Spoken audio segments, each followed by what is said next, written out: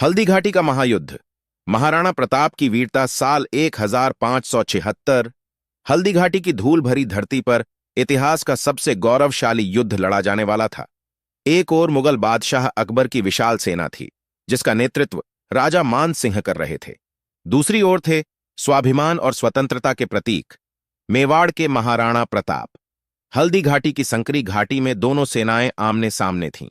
मुगलों की सेना संख्या में कई गुना बड़ी थी, लेकिन मेवाड़ के वीरों की आत्मा अडिग थी। युद्ध का शंख बजते ही आक्रमण प्रारंभ हुआ। तलवारों की टकराहट से धरती गूंज उठी। घोड़े अपनी पूरी शक्ति से दौड़ पड़े और हाथी गर्जना करने लगे। महाराणा प्रताप अपने प्रिय घोड़े चेतक पर सवार होकर बिजली की गति से शत्रुओं पर टूट पड़े।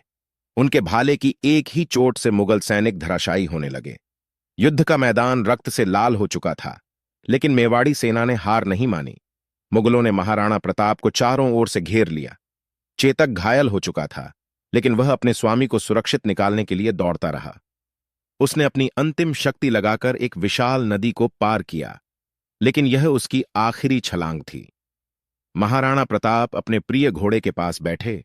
उनकी आंखों में गर्व और दुख के आंसू थे।